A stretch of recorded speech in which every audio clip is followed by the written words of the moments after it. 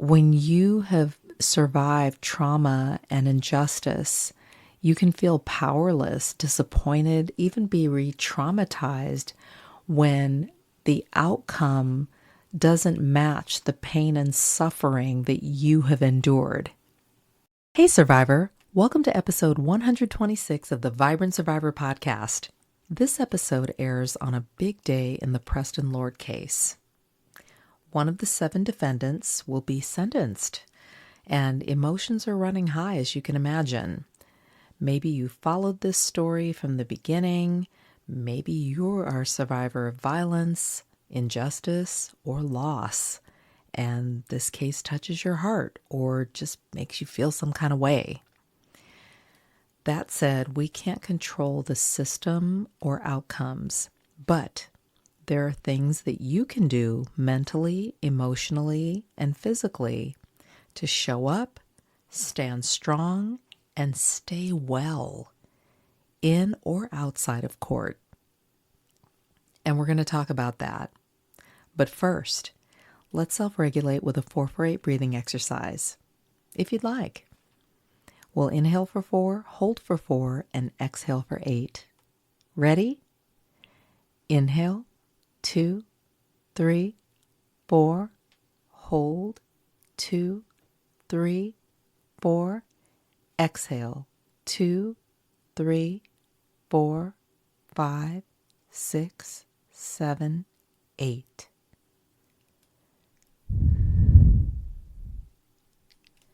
How does it feel to not have to do anything but be present?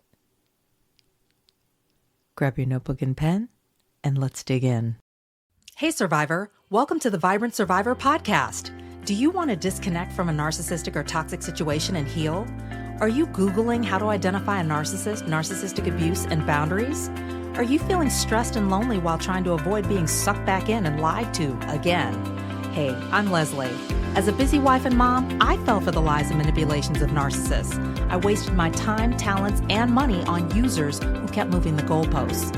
I wanted real relationships and business opportunities and to enjoy life with my family. Instead, I struggled with anxiety, panic attacks, and insomnia, and I couldn't trust my body or anybody until I took a holistic approach to healing. In this podcast, you'll find tips for healthy living, trauma healing, and boundaries so that you'll have the freedom, confidence, and inner peace to respond, not react, after narcissistic abuse. Take a deep breath in, let it out slowly, and just relax. This time's for you. When the narcissist faces justice, it can be really hard, to say the least. On the one hand, it's like, yes, finally. It can even feel like a long time coming. On the other hand, it can bring up so many emotions that can just send you spinning and spiraling, or just feeling overwhelmed or just heavy. There can be grief, anger, fear, hope, frustration. You may feel triggered by things that you hear, things that you see, or by things that are not said or handled properly. When you have survived trauma and injustice, you can feel powerless, disappointed, even be re-traumatized when the outcome doesn't match the pain and suffering that you have endured. And you're not alone, but it doesn't have to define you today. This week, I am going to attend the sentencing of this one defendant in Preston Lord's case, and he has taken a plea agreement, and I was at that hearing as well, and it was a long day, and he is going to find out what his punishment is, and I will be there as well.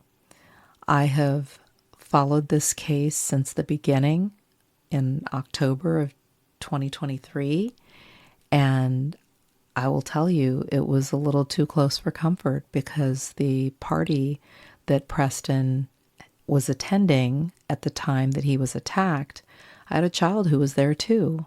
And I found out about it after the fact when Preston had passed away, and my child came home from school and said that, this party that had taken place, that this attack had happened, and that word had gotten out at school that he had died of his injuries. And my mouth fell open. I just was, it was horrible. And orange was Preston's favorite color.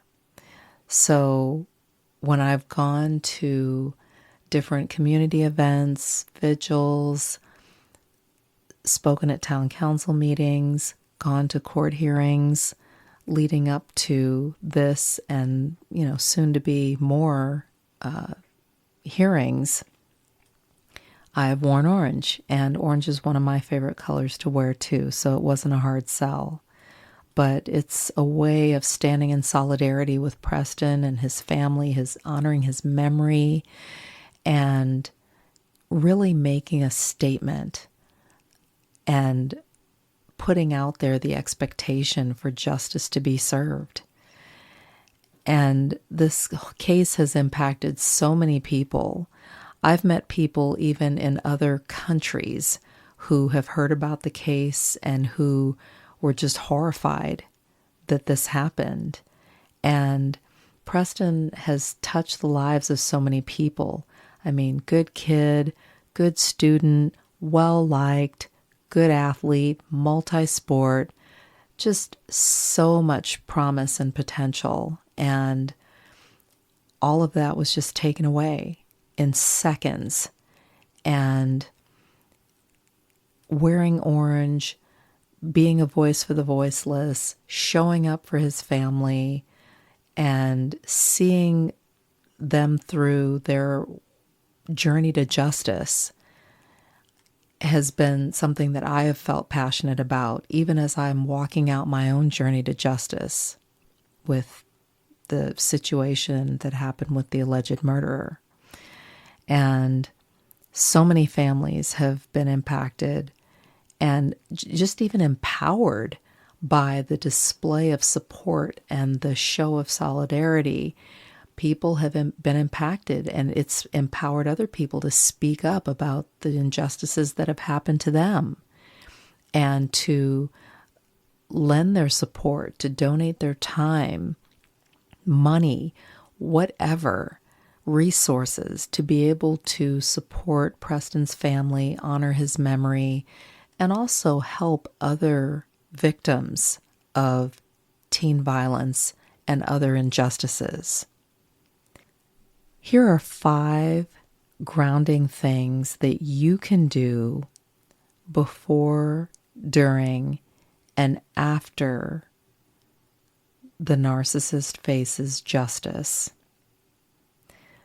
Number 1, you can name your intention.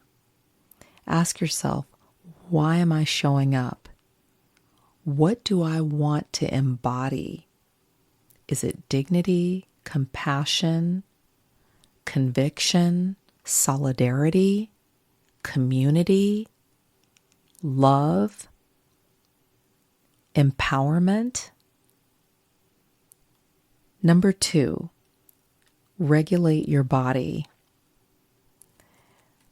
Things like meditating or praying on your journey to justice can make such a difference in how you show up and can help to balance your brain and body.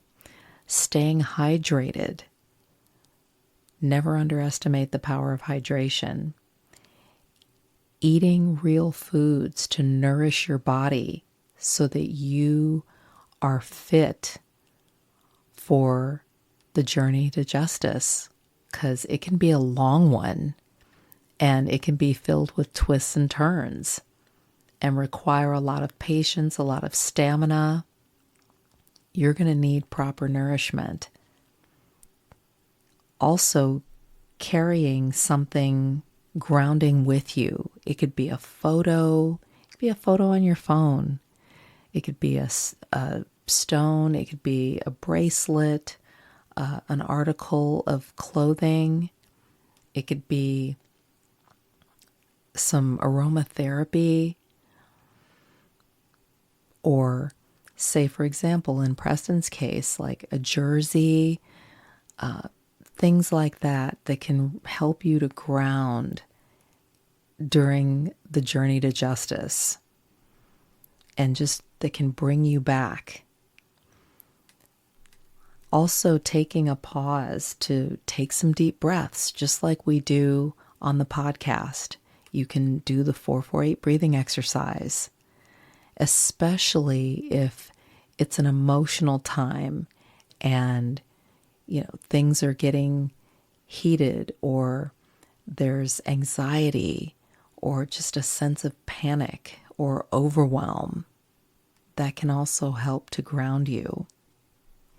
Number 3, wear something symbolic, something meaningful with purpose, like the color orange. For example, in Preston's case, you don't have to yell, you don't have to hurl insults or, mutter things under your breath to be loud or to be bold. You can make a bold statement with something like a vibrant color, especially in community, worn in solidarity with intention. And visual solidarity can also send a strong message that you are not alone. It can send a message to someone like a member of Preston's family, that they are not alone. Whether you are in court or not in court. Number 4, plan your aftercare. When you fail to plan, you plan to fail. And this also applies to self-care. Your well-being is very important when the narcissist faces justice, because it's going to bring up a lot. And there may be some unexpected things that happen. I mentioned this in one of my previous episodes when I went to one of the hearings for the alleged murderer. Something happened outside of the courtroom that I was not expecting before I even got into the courtroom, that sent me all the way back to that time in 2017 when all of this happened. And it really did a number on me. I mean, it was really hard. And having a plan for aftercare can make a world of difference, because you can take action immediately regardless of what happens, what comes up, what unfolds, what the outcome is. Something as simple as taking a walk in nature. I talked about that in a recent episode, the power of going outside. Something like journaling, dumping all of the thoughts and feelings and putting pen to paper. Or you can vent in a voice memo and capture all of that in that way, in the moment. Talking to someone who gets it, that's another way to foster community and to not feel alone, and to make that connection can be so helpful and validating. And then having a plan for rest.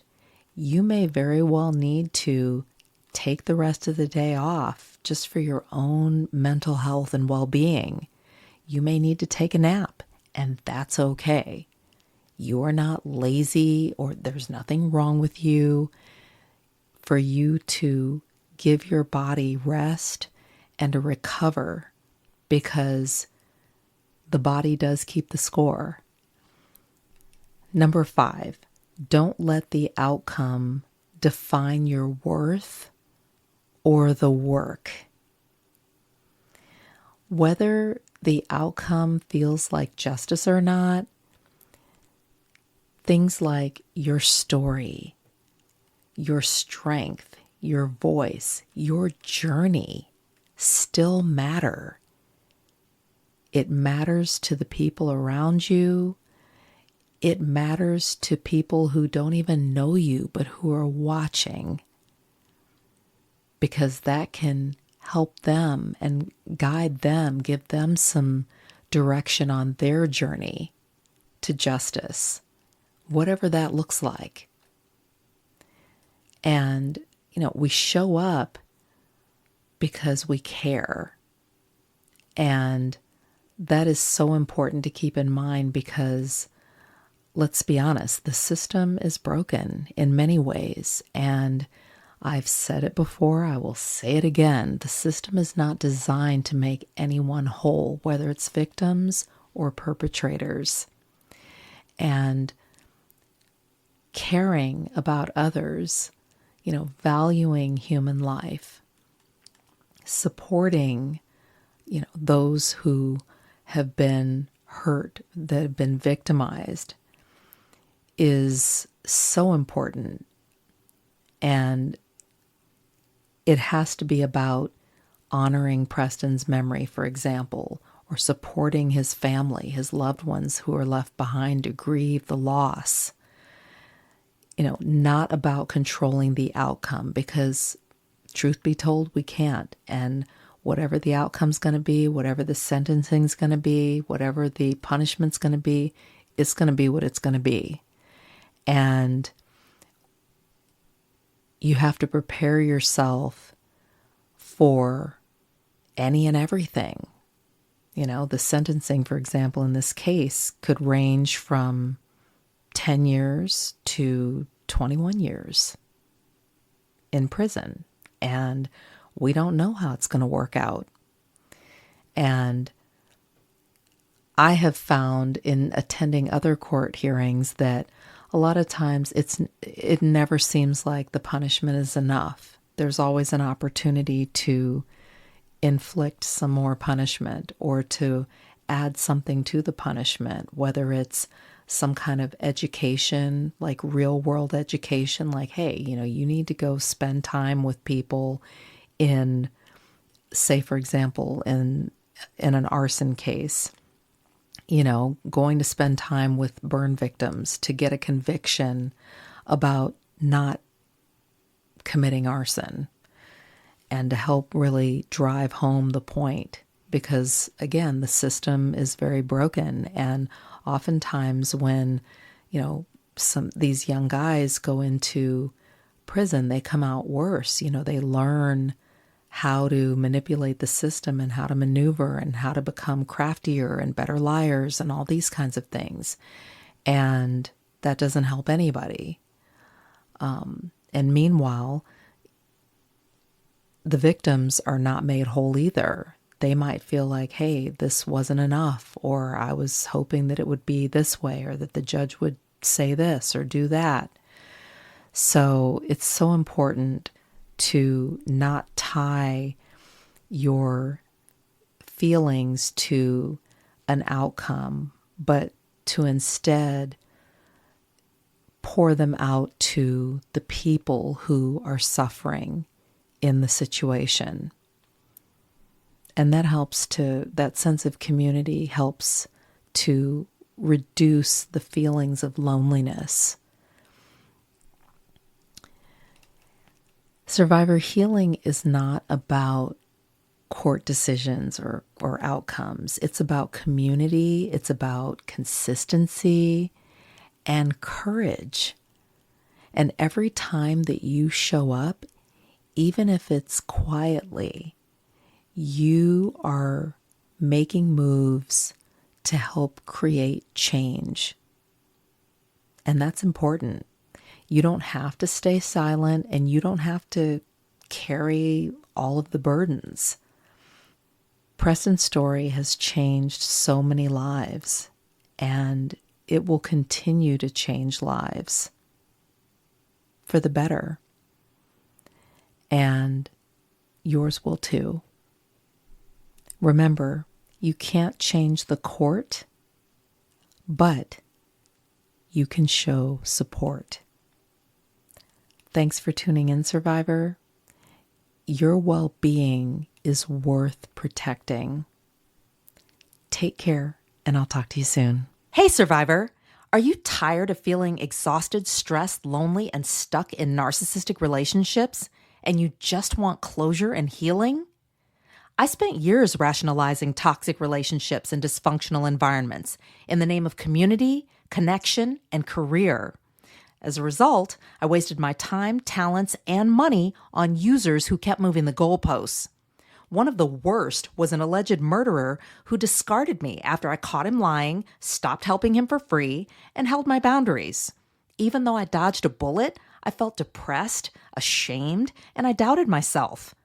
I want you to know that you don't have to suffer in silence, feel alone, or crazy anymore. Come and experience the power of creating your own closure without the permission or participation of the narcissist. I've been no contact for over 4 years now, and I've grown personally and professionally. I have more clarity, stronger boundaries. I'm building a life and business that I've always wanted and enjoying real relationships. I know you want to break patterns of getting into toxic relationships, even if you don't mean to. And it feels so good to disconnect from dysfunction, set and hold boundaries, provide closure for myself, and focus on self-care, and to empower my kids to do the same. Go to closurecoachingsession.com right now and get ready to heal after narcissistic abuse. If this podcast has helped you understand who and what you're dealing with, sharpen your discernment, and move forward on your healing journey, share it with another survivor. Help me help others by leaving a review for the show. And let's connect on social. Take a screenshot, share it in your IG stories, find and tag me at The Vibrant Survivor, and I'll share your post too. I look forward to connecting with you on IG and seeing you back here. You're not alone and you're not crazy. Know who you're dealing with, know who you are. Take care, and I'll meet you back here next week. Bye-bye.